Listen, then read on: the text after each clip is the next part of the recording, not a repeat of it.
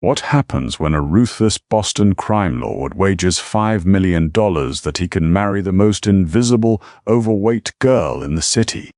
He wins the bet, but he loses his mind when she disappears, only to return entirely unrecognizable and ready to destroy him.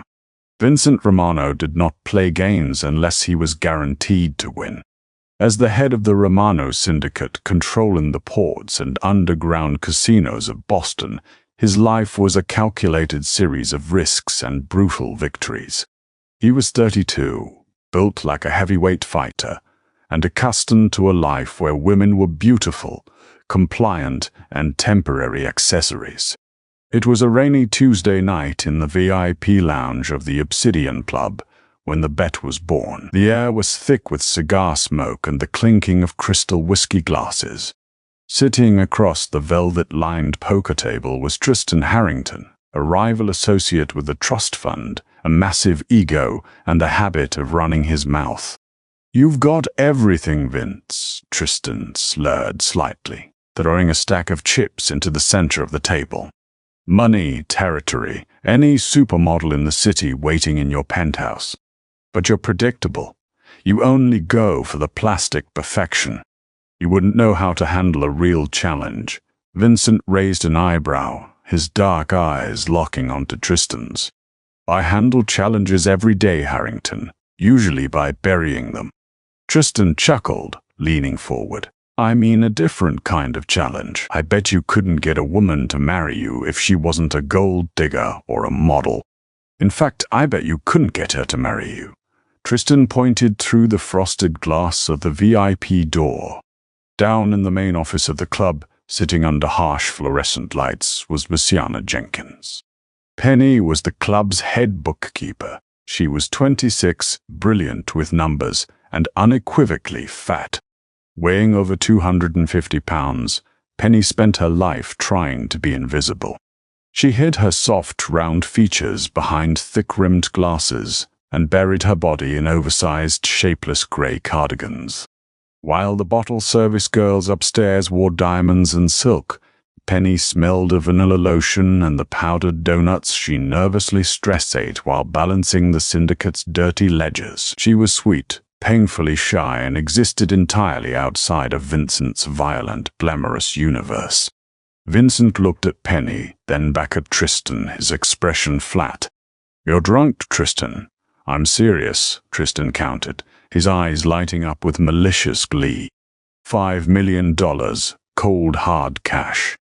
I bet you $5 million that you can't get Luciana to legally marry you within 3 months. And you can't use threats. You have to charm her. You have to make the fat girl fall in love." The table went silent. $5 million was a drop in the bucket for Vincent, but his pride was a different currency altogether. He looked back down at the office. Penny dropped a pen and awkwardly bent over to pick it up, her face flushing red just from the exertion. She was the absolute antithesis of everything Vincent represented. 3 months? Vincent asked, his voice a low, dangerous rumble. 90 days, Tristan confirmed, extending a hand. To secure a legal marriage certificate. No prenups that give away the game. She has to say, "I do," because she thinks the big, bad Mafia boss genuinely loves her.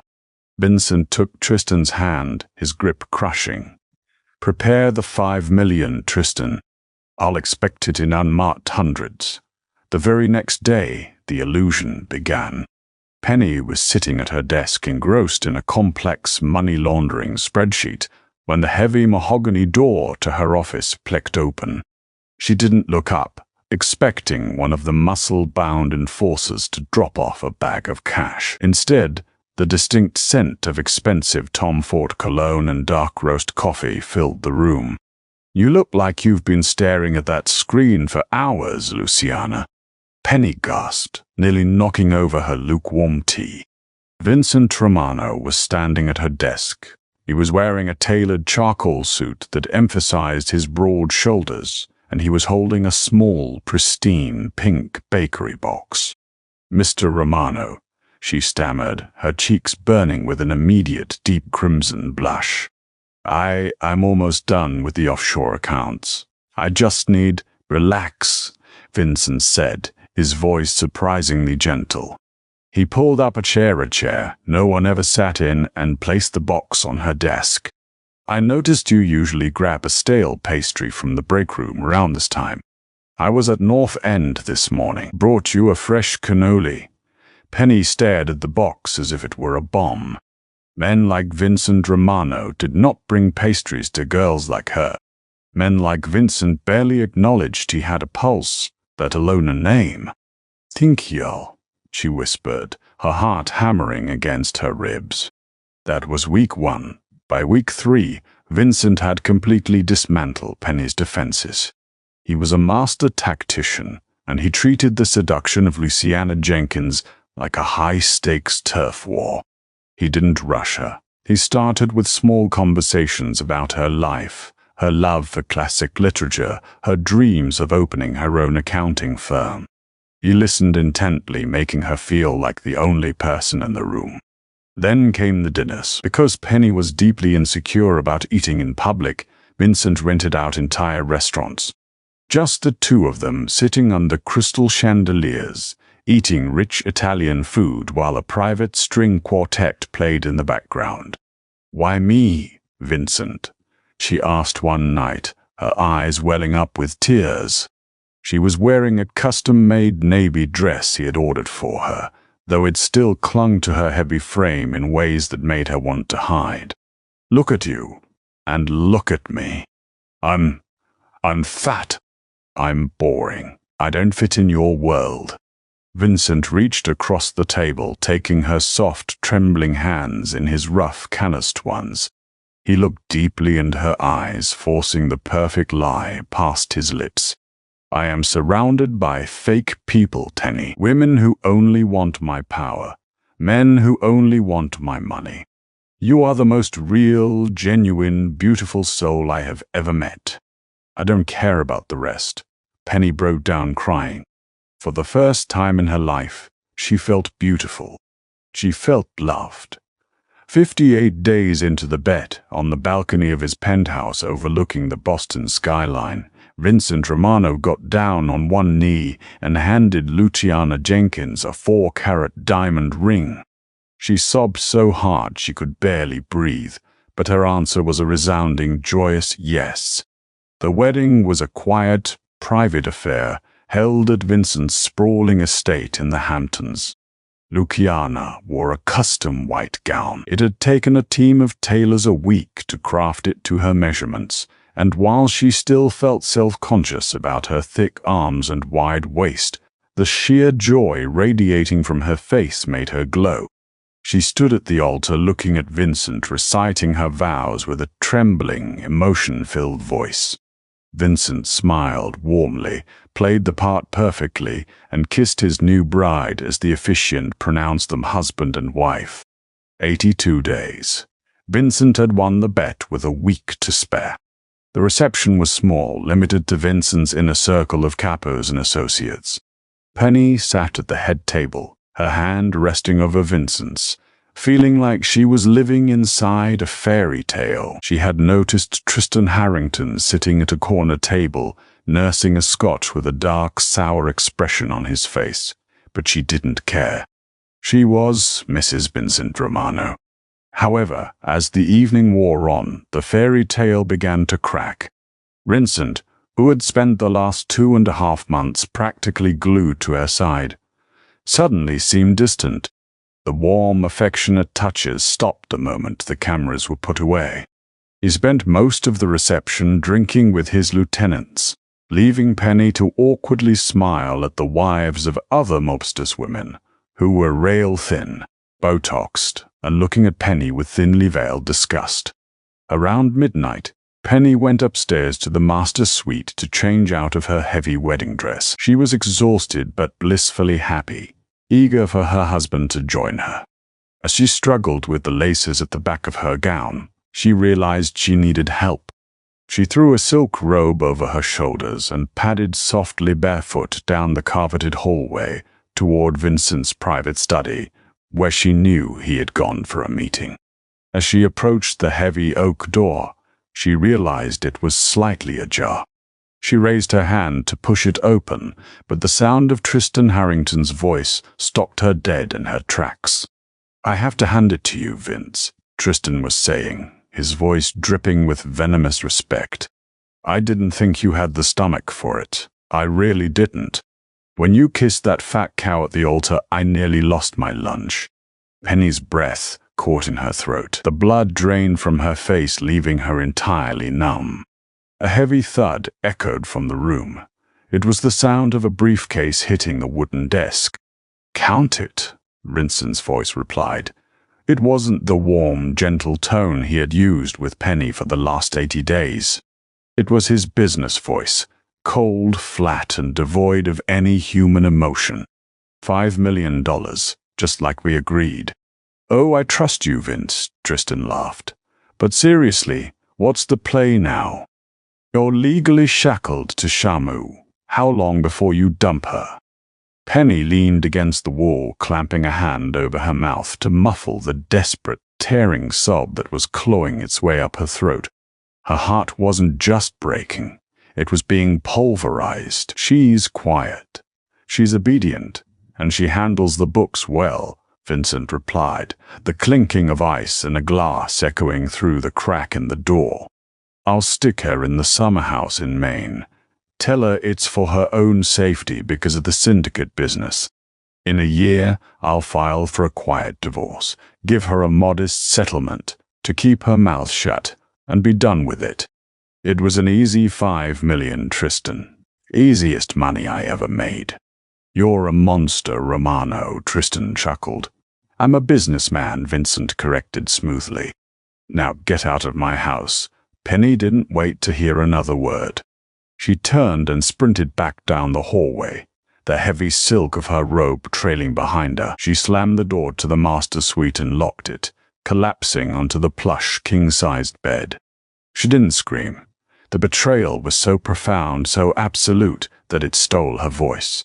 She dragged herself into the adjoining master bathroom and stared at herself in the floor-to-ceiling mirror.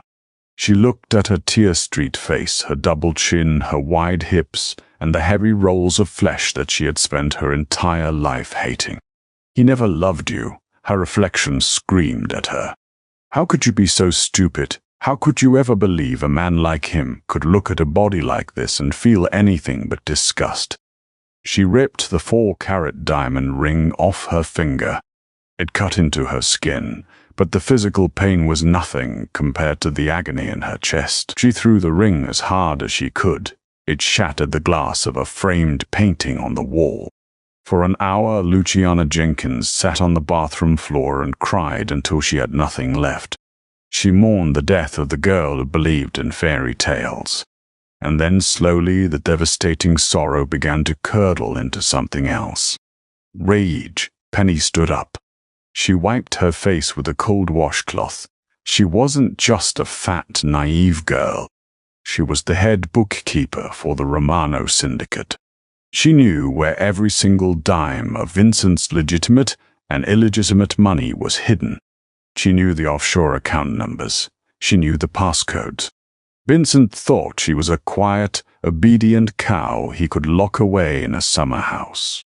He had vastly underestimated her. She moved quickly. She stripped off the white wedding gown, leaving it in a crumpled, pathetic heap on the floor.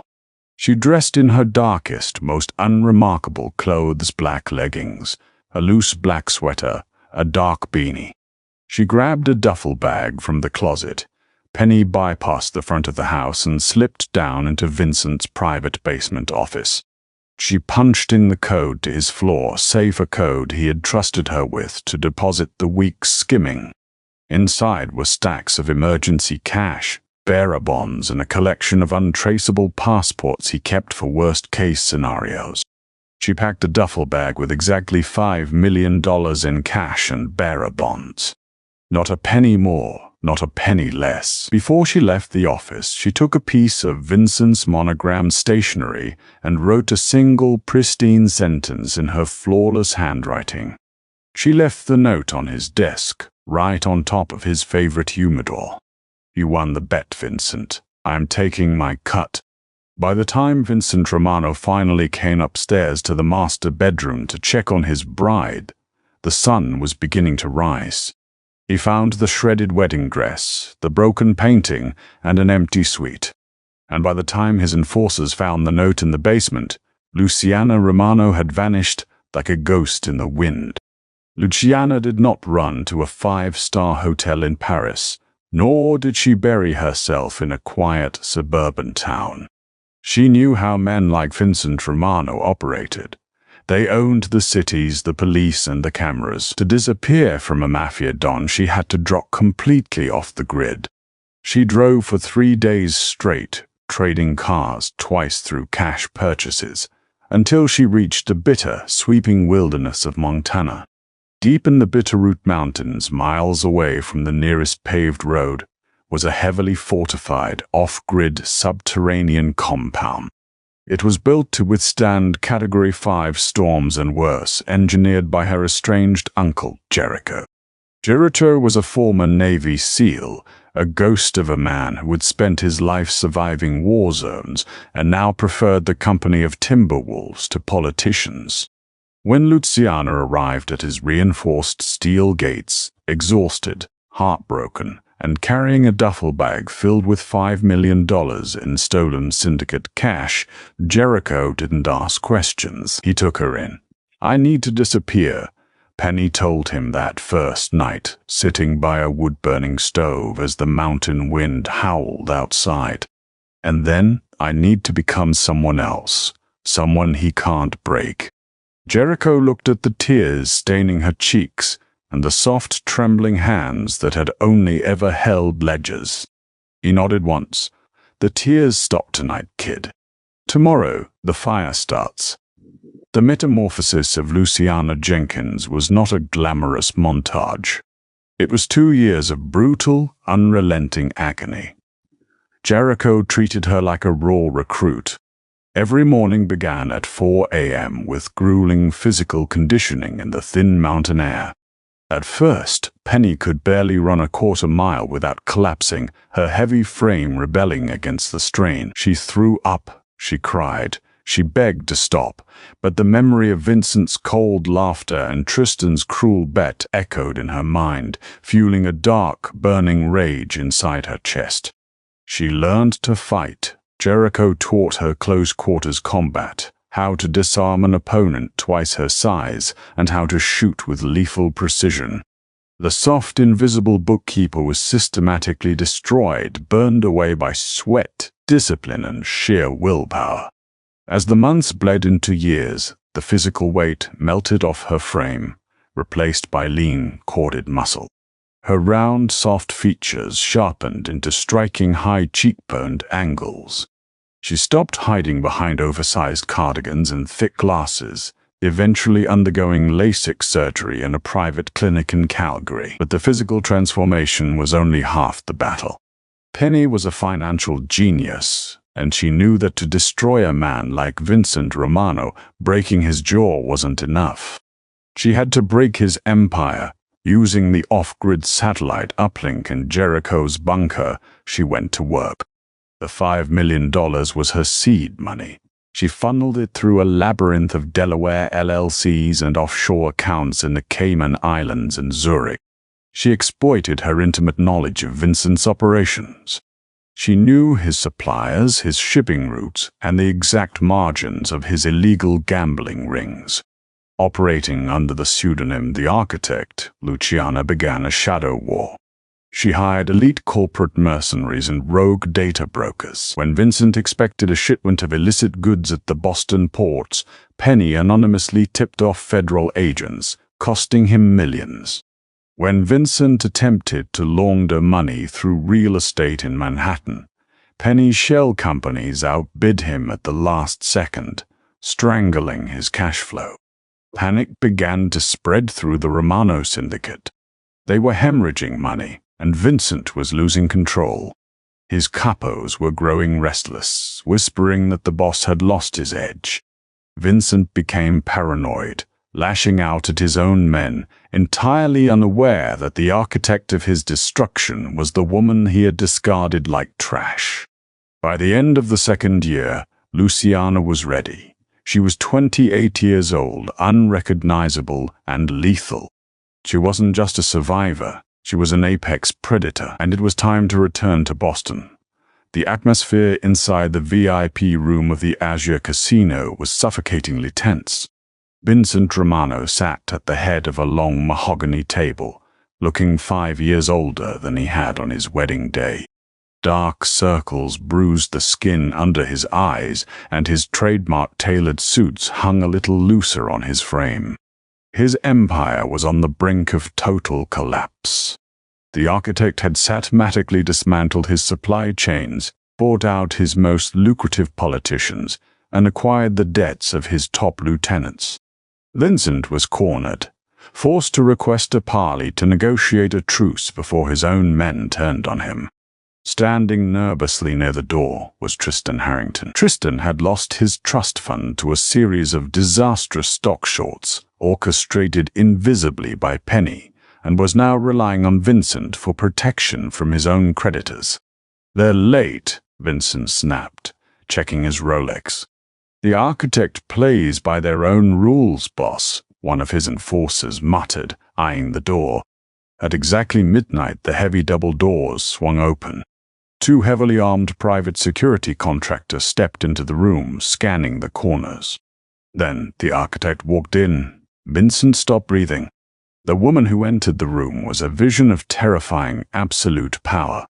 She wore a sharp, blood-red Alexander McQueen suit that perfectly tailored her athletic, hourglass figure. Her dark hair was slicked back into a sharp, elegant style, and her eyes cold, calculating, and piercing locked directly onto Vincent. She moved with the predatory grace of someone who owned the room, the building, and everyone inside it. She didn't look like an underground boss. She looked like a billionaire CEO who could order a hit over her morning coffee.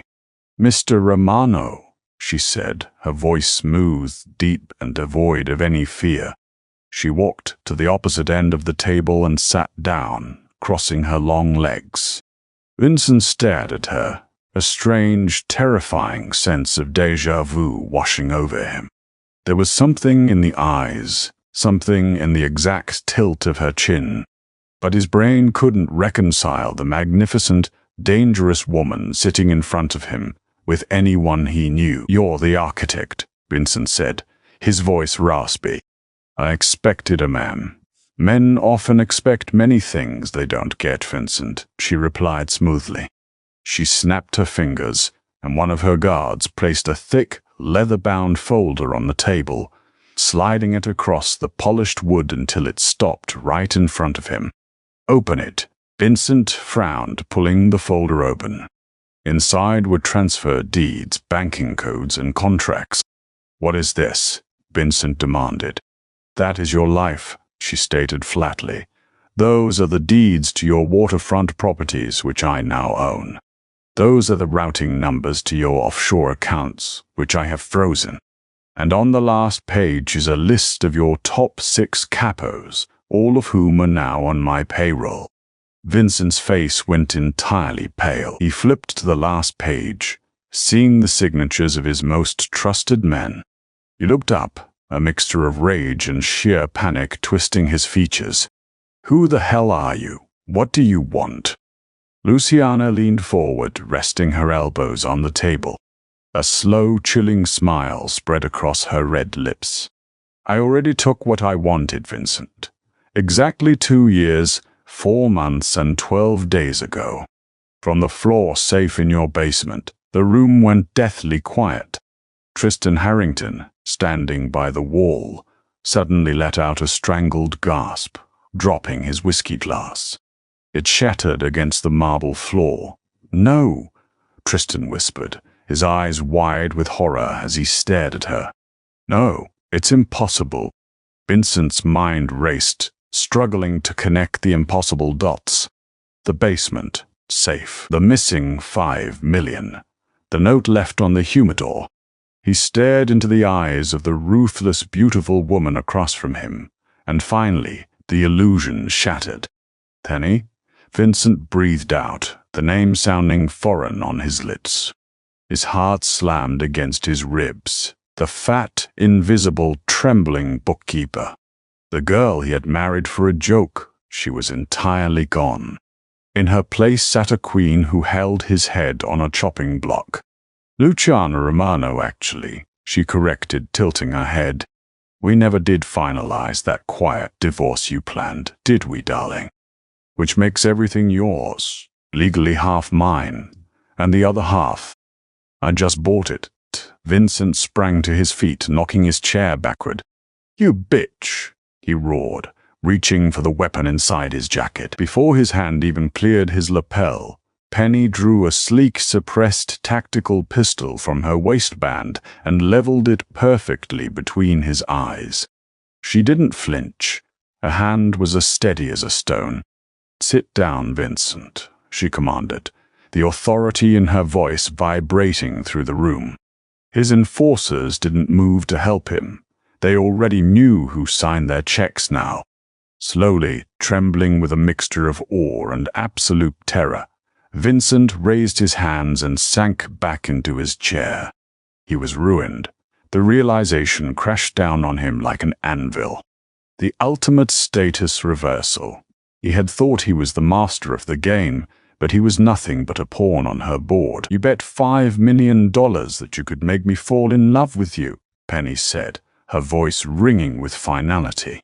"You won the bet, but I used your money to buy your city. I own the ports, I own the clubs, and as of tonight, I own you."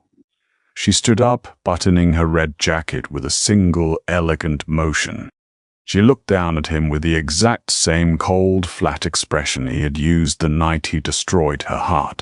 "You're going to pack a bag, Vincent," Luciana ordered, turning her back on him to walk toward the doors. "I hear the summer house in Maine is lovely this time of year. Consider it an early retirement. If you ever show your face in Boston again, I won't just freeze your accounts.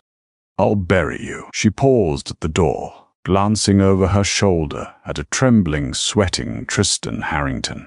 "And Tristan, you owe me $3 million for the debts I bought from your creditors.